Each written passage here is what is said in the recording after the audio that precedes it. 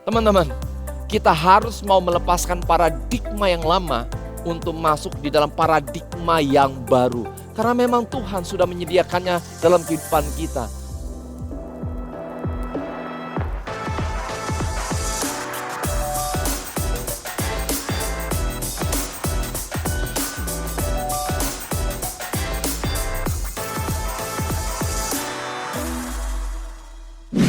Halo mahasiswa, ketemu lagi di ibadah online khusus mahasiswa Campus Connection. Sudah bulan Agustus nih, gimana planning kalian buat bulan ini? Eits, ketahuan ada yang belum bikin planning ya? Langsung aja yuk dibuat apa yang jadi rencana dan prioritas kita di bulan Agustus ini. Apa yang penting dan mendesak, jangan lupa diutamakan ya. Dan yang pasti, belajar untuk tanya Tuhan dan andalkan Tuhan serta serahin setiap rencana kita ke dalam tangan Tuhan. Gue pribadi merasa sangat excited banget nih buat bulan Agustus ini. Kenapa? Karena banyak banget kegiatan-kegiatan yang gak cuma seru tapi juga membangun kita sebagai mahasiswa. Apa aja tuh kegiatannya? Tungguin ya. Oh ya guys, gue gak bosen-bosen nih buat ngajak kalian semua yang ada di Bandung buat ibadah secara onsite. Tentunya di hari Minggu jam 10 pagi di Pasir Koja 58. Kalian bisa langsung datang aja ya. Jangan lupa ajak teman-teman kalian yang lainnya juga ya. Sekarang saatnya kita memberikan persembahan yang terbaik untuk Tuhan. Kalian bisa transfer ke rekening atau scan QR Code yang ada di layar. Selamat memberi.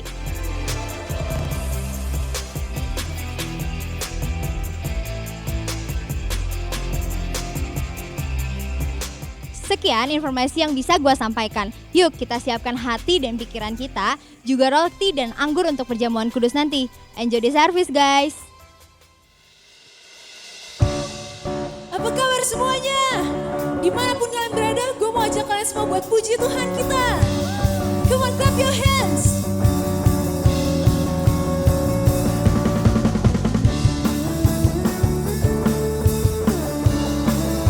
Woo. Mari sama-sama kita katakan. Ku bersinar bagimu, ku nyatakan kemuliaan-Mu. Bapa dan Rajaku, oh, oh. Biar ku datang ke tata kudus-Mu, dan ku naikkan pujian bagi-Mu, hanya kepadamu. Mari sama-sama katakan, takkan ku gentar. Takkan ku gentar sebab Kau besertaku. Ku mau rayakan kemenangan dari-Mu. Come on we sing. Tuhanlah kekuatanku, hanya nama Yesus perisai di dalam hidupku. Di dalam hidupku, takkan pernah ku ragu. Dia akan selalu berikan padaku kekuatan yang baru, selalu baru. Oh, oh, oh, oh.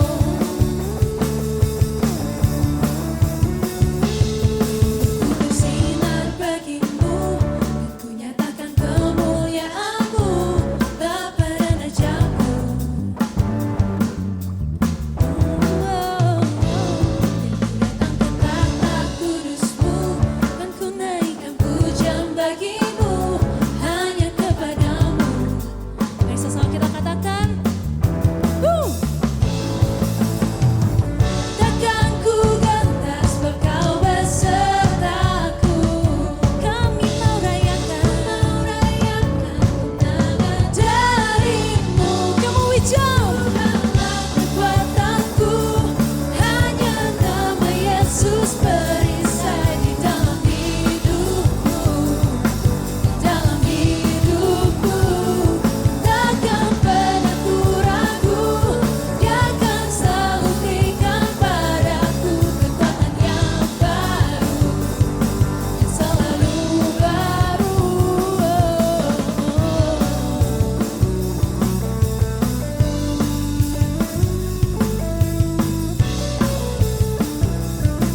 Mari katakan dengan imannya kita. Takkan ku gentar sebab Kau besertaku. Ku mau rayakan kemenangan dari-Mu sekali lagi katakan, takkan ku gentar sebab kau besertaku. Ku mau rayakan kemenangan darimu. Tuhanlah kekuatanku, hanya nama Yesus perisai di dalam hidupku. Di dalam hidupku, takkan pernah ku ragu, Dia akan selalu berikan padaku kekuatan yang baru, yang selalu baru, kekuatan yang baru, yang selalu baru, kekuatan yang baru, yang selalu baru.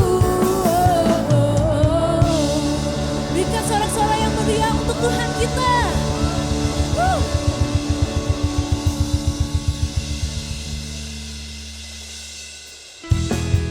Hanya Kau yang bertahta di dalam kehidupan kami, Tuhan. Ini pujian dan sembah hanya Engkau, Engkau, Bapa. Sama-sama katakan. Bagimu pujian dan segala hormat yang duduk di tata kemuliaan.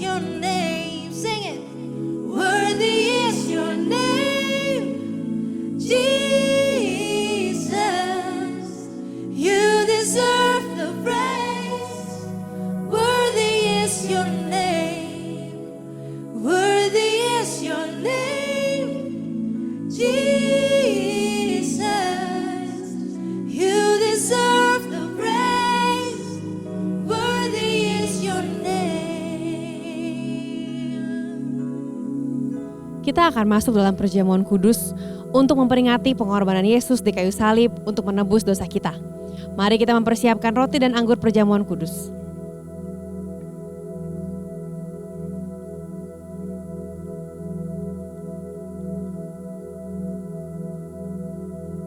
Sebelum kita mengambil perjamuan kudus ini, mari kita siapkan hati dengan memohon ampun atas dosa-dosa kita, dan mari kita mengampuni orang-orang yang telah bersalah kepada kita.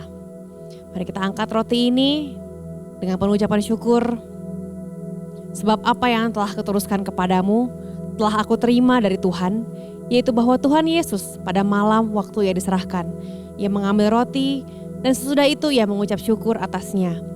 Ia memecah-mecahkannya dan berkata, inilah tubuhku yang diserahkan bagi kamu. Perbuatlah ini menjadi peringatan akan aku. Mari kita makan roti ini dengan penuh ucapan syukur di dalam nama Tuhan Yesus.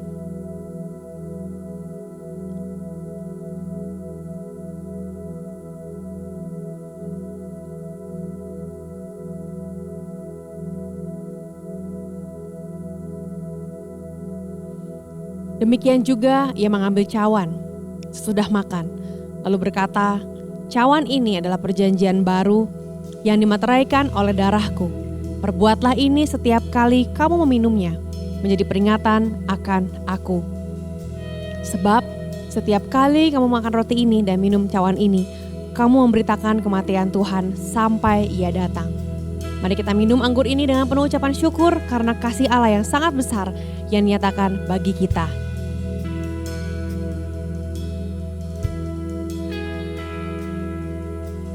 Tuhan Yesus, kami bersyukur untuk pengorbananmu di kayu salib, dan Engkau telah memberikan segalanya buat kami sehingga kami memperoleh masa depan. Kami terima masa depan dalam Tuhan, kami memutuskan untuk berjalan bersama dengan Tuhan dan membawa kemuliaan bagi nama Tuhan di dalam nama Tuhan Yesus. Mari kita sama-sama sembah Tuhan.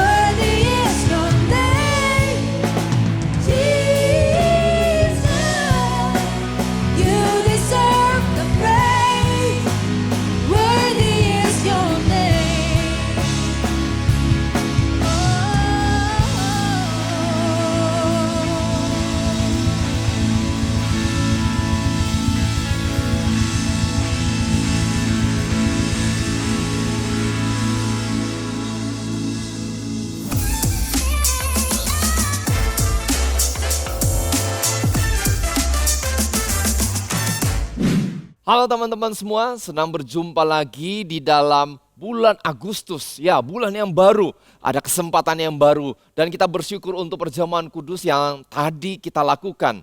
Ya, mengingat akan pengorbanan Yesus Kristus di atas kayu salib. Yang merubah perjalanan kehidupan kita, memberikan kesempatan yang baru. Tentunya kita sangat bersyukur untuk hal tersebut. Dan di dalam bulan yang baru ini kita akan juga membahas rangkaian tema yang baru, bicara tentang a new paradigm. Dan sebelum kita membahasnya lebih lanjut, teman-teman semua, mari sama-sama kita berdoa terlebih dahulu. Kami mengucap syukur karena kasih setiamu menyertai perjalanan kehidupan kami. Setengah tahun sudah kami lewati. Dan kami masuk di dalam bulan yang baru Bapa, dan kami mau berjalan terus semakin kuat di dalam kehendak-Mu, di dalam penggenapan rencana-Mu. Berbicaralah dalam kehidupan kami, rubah kehidupan kami Bapa sejalan dengan kehendak-Mu. Berbicara Bapa, hanya dalam nama Tuhan Yesus kami berdoa dan mengucap syukur. Amin. Kalau teman-teman ke SPBU Pertamina untuk mengisi bahan bakar, kita akan melihat bukan saja logo Pertamina yang ada di SPBU tersebut, tetapi juga pasti ada logo Pasti Pas. Atau bahkan ada yang ditambah lagi dengan logo Prima. Ya, apakah logo-logo tersebut hanya untuk bicara keren-kerenan aja? Ya, namanya perubahan zaman, biasanya kan orang bikin avatar, orang bikin ikonnya sendiri. Ternyata bukan itu masalahnya. Karena ternyata zaman dulu, khususnya di tahun 90-an, SPBU Pertamina seringkali identik dengan kualitas BBM yang jelek. Tidak sedikit orang mengeluh, mobil mogok, mobil terpaksa masuk bengkel karena mengisi BBM di SPBU tertentu. Dan juga secara kuantitas BBM-nya pun tidak jarang ada SPBU yang nakal yang mengurangi takaran bensin daripada yang seharusnya. Itulah yang terjadi dulu di tahun 90-an. Nah, tetapi ternyata ada perubahan yang terjadi setelah pemerintah mencabut monopoli dari SPBU yang ada dan juga mencabut monopoli dari distribusi BBM, akhirnya perusahaan ini mulai melakukan perombakan. Mulai dari perombakan manajemen dan dengan pimpinan yang baru dan manajemen yang baru, mereka meluncurkan paradigma yang baru juga tentang bagaimana mereka menjalankan usaha SPBU dan distribusi BBM. Dan kemudian logo Pasti Pas dan bahkan logo Prima itu dimunculkan.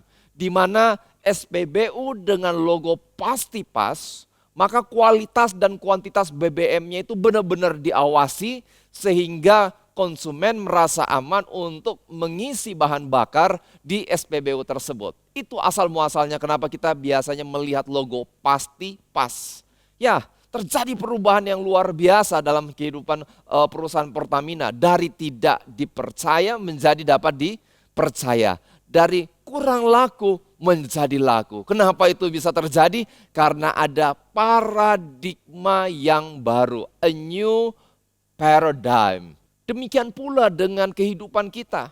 Bagaimana kita yakin kita sebagai orang percaya bahwa hidup kita setelah kita menjadi pengikut Kristus punya kehidupan yang baik, berubah, lebih baik. Bukan hanya untuk diri kita sendiri tetapi terhadap orang-orang di sekitar kita pula.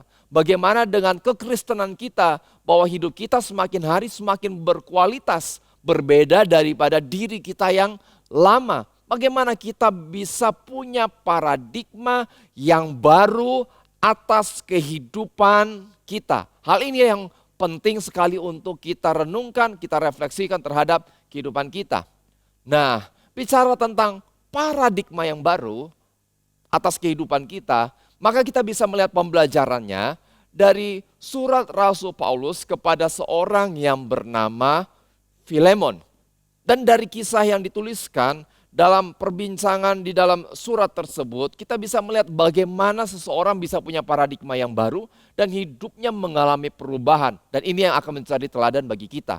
Nah, latar belakangnya adalah ada seorang yang bernama Onesimus.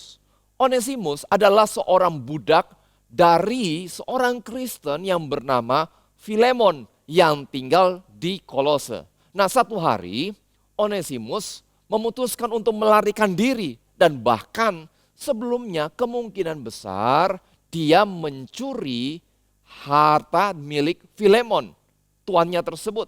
Nah, dalam pelariannya ke kota Roma, Onesimus justru ternyata bertemu dengan Rasul Paulus. Dan bahkan bertobat setelah diinjili oleh Rasul Paulus. Nah, biasanya kan orang selalu berpikir, kalau dia sudah bertobat, otomatis hidupnya akan langsung berubah sedemikian rupanya. Ternyata tidak.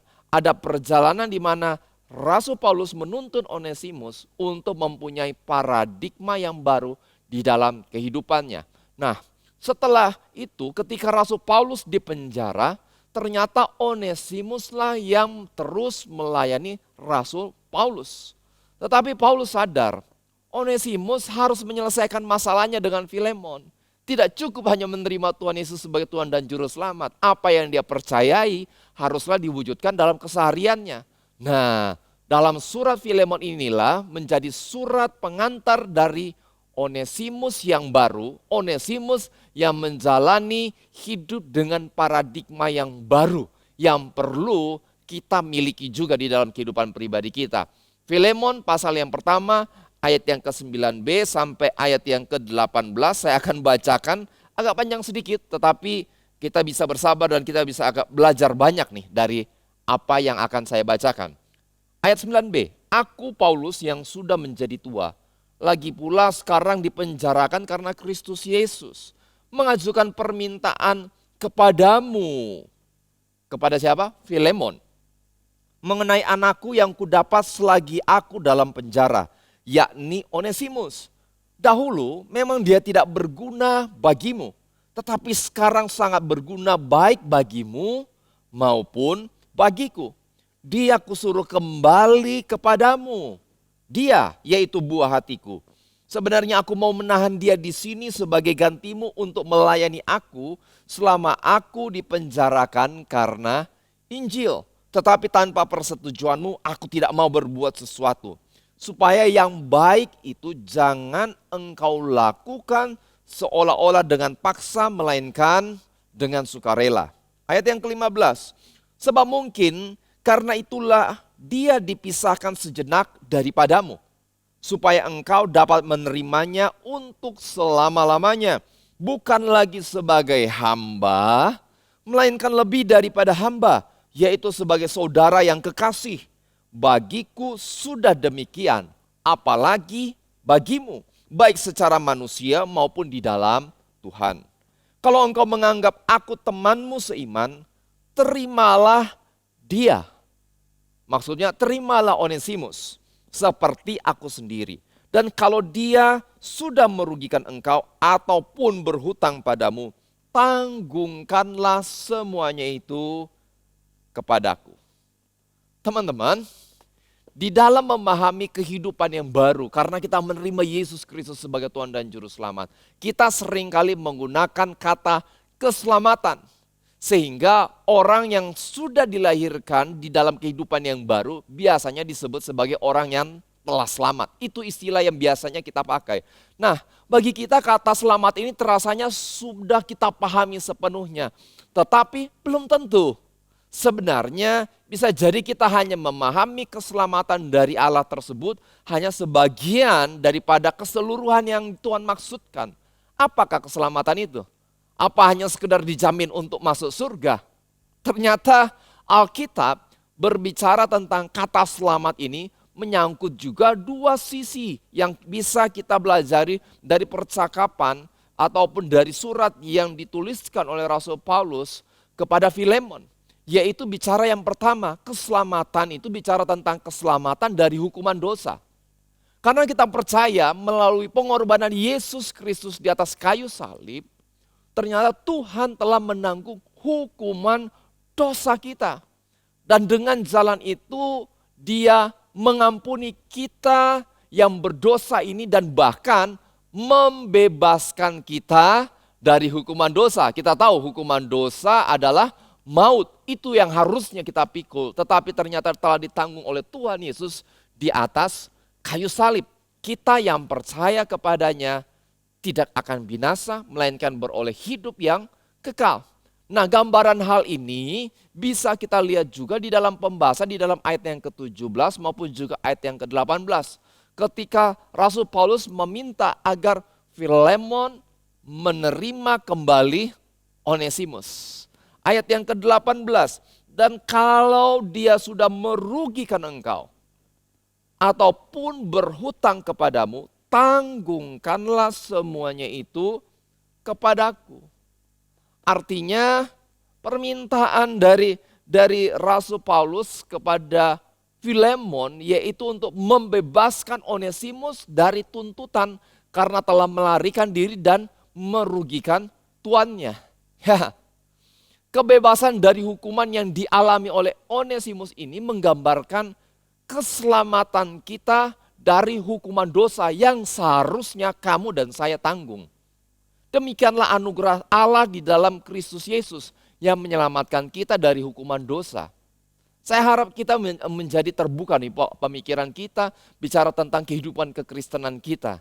Bahwa kita yang harusnya menanggung hukuman dosa, tetapi dilepaskan, dibebaskan dari hukumannya dosa. Bagian yang kedua, bicara tentang selamat, adalah bicara tentang keselamatan dari dosa.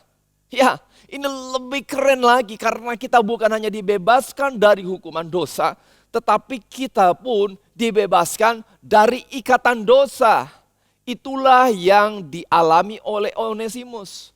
Bukan saja dia dibebaskan dari hukuman karena perbuatan salah yang dia lakukan di dalam masa-masa waktu sebelumnya, tetapi juga dia dibebaskan dari kehidupan yang tidak berguna yang sempat dia jalani. Sehingga artinya dia bisa mengalami hidup yang bermakna, hidup yang berdampak, hidup yang lebih baik.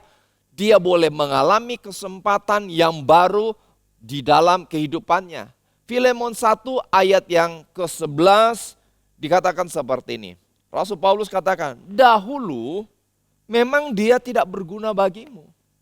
Tetapi sekarang sangat berguna bagimu maupun bagiku. Nah inilah teman-teman yang dikatakan tentang keselamatan yang sesungguhnya juga. Di mana terjadi perubahan kehidupan.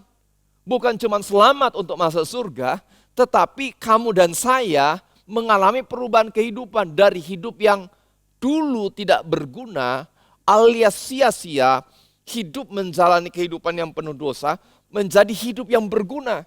Hidup yang benar-benar berdampak, bermakna, dan bebas dari ikatan dosa tersebut. Ya, itulah engkau dan saya kalau kita diselamatkan oleh Tuhan Yesus. Bukan saja kita dibebaskan dari hukuman dosa, tetapi kamu pun dibebaskan dari dosa. Kamu dan saya nggak perlu hidup melakukan dosa yang sama. Kamu dan saya bisa bebas. Kamu dan saya tidak perlu hancur dan mengulangi kesalahan yang sama seperti dulu. Sebagai contoh, mungkin kita punya relasi dengan orang tua kita yang kurang baik dan kita sulit untuk menerima mereka pulang ke rumah. Kita dengar kata makian, kita dengar kata-kata yang tidak mengenakan. Dan kalaupun mereka tidak ngomong apa-apa tapi hati ini rasanya kesel luar biasa. Tetapi kalau kamu dan saya sudah menerima Yesus Kristus sebagai Tuhan dan Juru Selamat, maka sebenarnya ada janji pemulihan Allah. Kita nggak perlu kesel dengan orang tua kita berkelanjutan. Yang ada justru kita bisa masuk di dalam pemulihan. Kita bisa melihat orang tua kita dan kita bisa berkata, I forgive you. Kita bisa katakan, saya respect dengan papa dan mama. Dan orang mungkin katakan, apa alasannya? Kenapa mesti begitu? Kita bisa katakan, karena Kristus sudah mengasihi saya terlebih dahulu. Saya bisa mengasihi pun orang tua saya tanpa syarat sebagaimana Kristus telah mengasihi saya tanpa syarat. Ya, kamu dan saya nggak perlu hidup dengan dosa yang sama. Keadaan mungkin tidak berubah di sekitar kita, tetapi kita mengalami perubahan di dalam hidup kita. Dan itu yang akan membawa perubahan keluar kepada sekitaran kita. Yang kedua, yaitu relasi kita dengan diri kita sendiri. Kita nggak perlu terus-terusan berkata, aku nggak mampu. Memang ya aku tahu sih aku udah terima Yesus, tapi ya begini hidup saya nggak mampu. Saya kurang dalam ini, saya nggak punya talenta, saya nggak punya bakat. Latar belakang keluarga saya seperti ini, saya nggak mungkin lah bisa berubah. Saya mau katakan kamu dan saya tidak perlu hidup dengan rasa tertuduh seperti itu terus-menerus. Loh, kenapa? Karena Tuhan membebaskan kita dari dosa, dari kutuk yang seharusnya mengikuti kehidupan kita. Tapi Tuhan Yesus mengatakan sudah selesai. Kita bisa mengalami pemulihan sehingga kamu bisa bangkit dari rasa mindermu. Kamu bisa bangkit dari rasa tertuduh tersebut. Kamu dan saya bisa berjalan terus di dalam kehidupan kita. Sehingga kamu dan saya punya kehidupan yang baru. Sehingga kita bisa melihat kalau kita berjalan di dalam keselamatan yang sudah Tuhan berikan, yang membebaskan kita dari hukuman dosa, yang membebaskan kita dari ikatan dosa, maka kita akan punya pola kehidupan yang baru. This is a new paradigm. Wujud dari pola kehidupan yang baru itu, yaitu yang pertama, hidup kita akhirnya tidak melayani dosa terus-terusan. Hidup yang tidak untuk melayani dosa di dalam kehidupan kita. Roma pasal yang ke-6 ayat yang ke-6. dikatakan seperti ini. Karena kita tahu bahwa manusia lama kita telah turut disalibkan. Supaya tubuh dosa kita hilang kuasanya. Agar jangan kita menghambakan diri lagi kepada dosa. Yang pertama yang kita bisa lihat di sini adalah kita hidup tidak untuk melayani dosa. Halo teman-teman semua, kamu dan saya hidup menjalani kehidupan hari ini, besok, lusa, dan seterusnya. Bukan untuk melayani dosa. Memang sebelumnya kita adalah hamba dari dosa, budak dosa. Mau berhenti buat dosa pun tetap aja nggak bisa loh. Kenapa? Ya karena kita dulu adalah budak dosa. Kehidupan kita yang hancur berantakan adalah bagian dari resiko budak dosa. Tapi semenjak kita di dalam iman kita terima anugerah Allah di dalam Yesus Kristus dan kita bertobat, maka kita tidak menjadi hamba dosa lagi. Come on. Kita bebas, kita merdeka di dalam Kristus.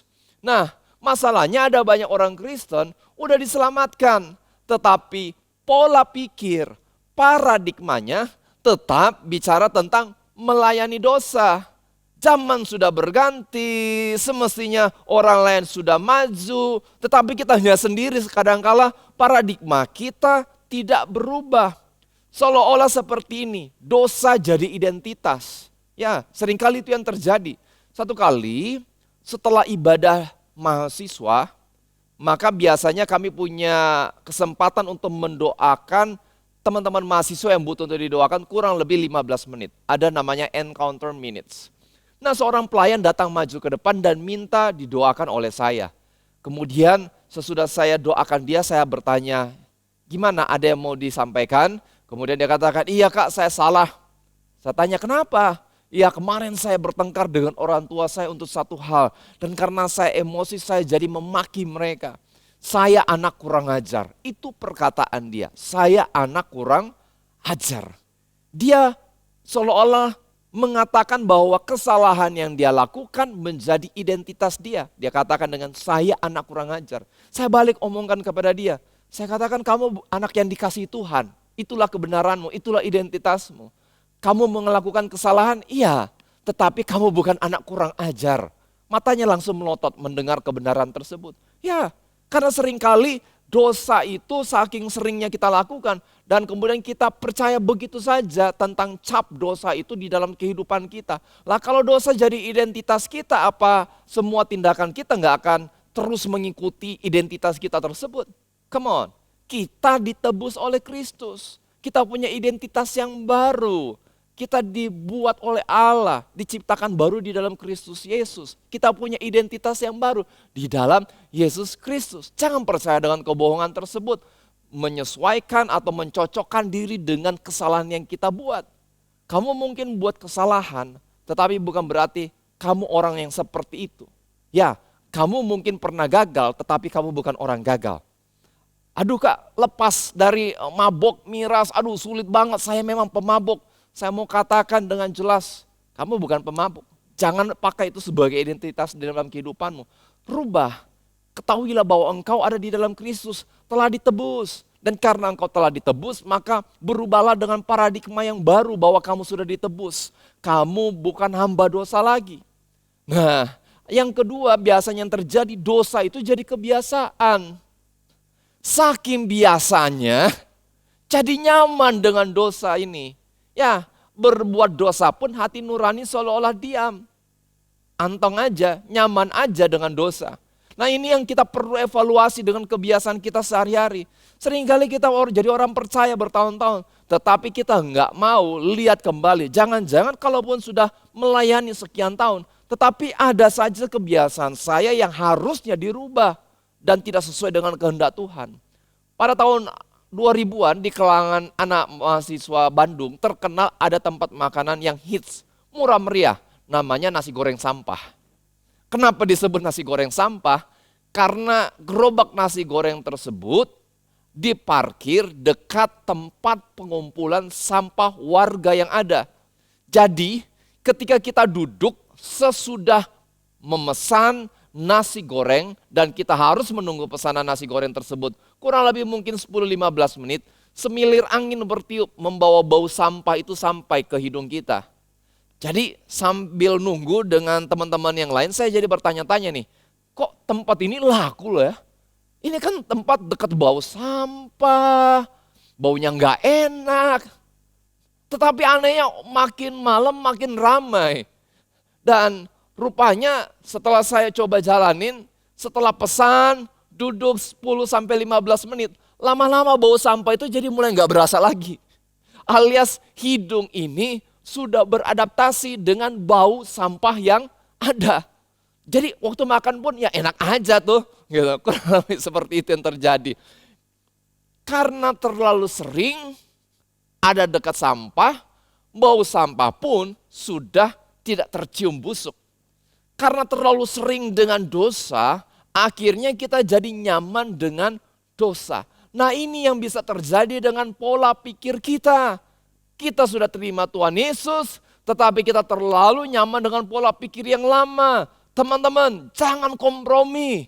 Kita harus evaluasi, kita harus cross check lagi di pemikiran kita. Terbuka dengan paradigma yang baru. Paradigma dari kerajaan Allah, paradigma dari apa kata Alkitab. Hidup kita bukan untuk melayani dosa. Dan kita tidak cuma berhenti di situ, berhenti melayani dosa, tetapi harusnya kita lanjut dalam poin yang berikutnya. Hidup untuk melayani kehendak Tuhan. Tidak cukup berhenti hanya dari melayani dosa. Berhenti dari melayani dosa, that's a good things. Tetapi mulailah melayani kehendak Tuhan. Loh kenapa? Karena kita telah ditebus oleh darah Yesus. Artinya kita dibayar lunas, dibebaskan oleh Kristus dan kita menjadi milik Kristus. Roma 6 ayat yang ke-11 sampai ayat yang ke-13. Demikianlah hendaknya kamu memandangnya, bahwa kamu telah mati bagi dosa. Tetapi kamu hidup bagi Allah dalam Kristus Yesus. Sebab itu hendaklah dosa jangan berkuasa lagi di dalam tubuhmu yang fana. Supaya kamu jangan lagi menuruti keinginannya. Dan janganlah kamu menyerahkan anggota-anggota tubuhmu kepada dosa untuk dipakai sebagai senjata kelaliman. Tetapi serahkanlah dirimu kepada Allah sebagai orang-orang yang dahulu mati tetapi yang sekarang hidup. Dan serahkanlah anggota-anggota tubuhmu kepada Allah untuk menjadi senjata-senjata kebenaran. Luar biasa. Jadi kalau kita dibebaskan, kalau kita dimerdekakan, bukan berarti enak hidup gua masuk surga. Mulai sekarang hidup gue ya gua suka-suka gue dong. Gue mau ngapain, saya mau melakukan apapun. Ya yang penting kan nggak dosa-dosa amat. Yang penting aman, oke lah. Saya mau katakan salah besar pemikiran kita seperti itu. Hidup kita telah ditebus oleh Kristus. Karena hidup ini milik Kristus, mestinya yang kita tanya bukan cuma sekedar standar kita, yang penting gak dosa. Tetapi standar kita harusnya, apa sih yang Tuhan mau lakukan lewat hidup saya? Apa sih yang Tuhan ingin lakukan lewat kehidupan saya sebagai seorang mahasiswa? Apa sih yang Tuhan mau lakukan dengan segala talenta yang ada di dalam tangan saya dalam hari-hari ini? Hal itulah yang dilakukan akhirnya oleh Onesimus. Sesudah berusaha melarikan diri dari tuannya dan bahkan menempuh perjalanan kurang lebih 2000 km ke kota Roma, lari ke kota Roma. Sekarang seperti yang dicatat di dalam Filemon pasal yang pertama ayat yang ke-12, dia justru diminta oleh Paulus kembali menempuh perjalanan yang sama jauhnya dengan arah yang sebaliknya. Artinya menjumpai kembali Tuhan, yaitu Filemon, yang dia harus membereskan masalah yang dulu sempat dia lakukan. Rasul Paulus meminta dia kembali ke Kolose dan menjadi hamba dari Filemon. Wow, luar biasa. Dan kenapa dia akhirnya bersedia untuk melakukan hal tersebut? Sederhana, karena dia punya paradigma yang baru untuk ikut Yesus. Dan karena itu dia lakukan prinsip kekristenan. Dia harus berdamai dengan tuannya dan dia harus hidup untuk mematuhi kehendak Tuhan yang telah menebusnya. Nah untuk melayani kehendak Tuhan inilah yang dikatakan paradigma yang baru. Ditebus bukan untuk hidup seenaknya. Ditebus oleh Kristus untuk mengikut Kristus. Dari hidup yang dikuasai oleh kehendak sendiri, ego sendiri, tetapi jadi hidup yang melakukan kehendak Allah. Di dalam keluarga, mungkin saja tidak nyaman, tidak banyak perubahan yang terjadi. Tetapi apakah kita memutuskan untuk menghormati orang tua kita dan berkomunikasi dengan mereka dengan cara yang baik? Ketika kita konflik di dalam pelayanan, dengan teman-teman kampus, dengan teman-teman di dalam pelayanan gereja barangkali, atau kelompok kecil kita, apakah kita mau menyelesaikan dengan cara Tuhan, atau kita tetap dengan cara kita, dengan ego kita yang lama? Karena semestinya kalau kita ikut Yesus, paradigma kita harusnya paradigma Yesus. Ketika kita stuck dengan studi kita, gimana sih cara menyelesaikannya? Kita bisa mau terbuka dan merendahkan hati kita, atau jangan-jangan kita dengan kesombongan kita untuk menutupi kekurangan kita. Semestinya kalau kita percaya Kristus, kita harus merendahkan hati kita, belajar, meminta bantuan dari teman-teman yang ada di sekitar kita untuk menjadi tutor. Sehingga kita bisa ditolong di tengah-tengah kelemahan kita, karena Tuhan Yesus pun mengajarkan kita untuk punya kerendahan hati. Ya, Onesimus bersedia dikirim kembali ke rumah Filemon. Untuk apa? Untuk hidup melayani kehendak Allah. Itulah hidup di dalam paradigma yang baru. Dari hidup yang dikuasai hanya kehendak sendiri, hidup yang lama penuh dengan dosa, penuh dengan ego sendiri. Sekarang hidup melakukan kehendak Allah. Kalaupun itu harus merendahkan diri, dia belajar untuk merendahkan diri. Alkisah, seekor monyet dan kawanannya sedang jalan-jalan dengan demikian bebasnya. Lalu sang monyet melihat sebuah toples kecil berisi sejumlah kacang yang tergeletak di pinggir jalan. Sang monyet turun dari pohon dan kemudian menghampiri toples tersebut. Dia lihat kiri kanan, tidak ada orang. Dia masukkan tangannya ke dalam toples untuk mengambil kacang yang ada di dalamnya. Malangnya, ketika sang monyet menggenggam kacang yang ada di dalam toples, justru tangannya terperangkap. Seberapa kuat dia coba untuk tarik, sulit untuk lepas. Dia coba untuk loncat-loncat, tetapi toples itu lumayan berat sehingga dia gak bisa meloncat sebebas yang lain. Teman-temannya mulai teriak, buang kacangnya, lepas kacangnya. Tapi monyet tersebut terlalu sayang dengan kacangnya dan dia sulit untuk melepaskannya. Dan akhirnya dia memilih untuk menggenggam dan coba untuk memaksa menyeret toples tersebut. Tetapi tidak lama kemudian muncullah seorang pemburu dan kemudian menangkap monyet tersebut dengan mudah. Kehidupan kita seringkali seperti kisah sang monyet.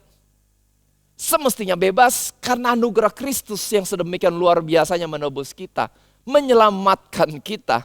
Tetapi kita sendiri yang terlalu sayang dengan dosa, nyaman dengan dosa, takut kehilangan teman, takut nanti diomongin sok suci, takut kehilangan keenakan, kenyamanan hidup. Kan lebih gampang kan kalau ngikut dosa kan gampang gitu daripada hidup benar. Sehingga menjerat dan memperangkap diri kita sendiri. Teman-teman, kita harus mau melepaskan paradigma yang lama untuk masuk di dalam paradigma yang baru. Karena memang Tuhan sudah menyediakannya dalam kehidupan kita.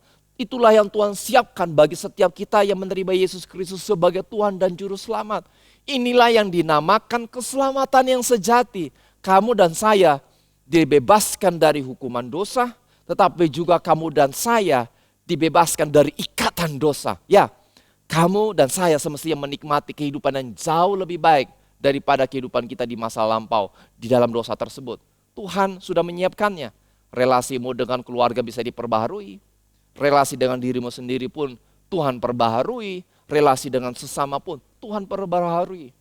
Itulah indahnya berjalan dalam Kristus. Pertanyaan saya pada saat ini, apakah kamu sudah mengalami hal tersebut? Kalau engkau belum, langkah yang paling sederhana yang bisa engkau lakukan. Yang pertama, pastikan engkau menerima Yesus sebagai Tuhan dan Juru Selamat.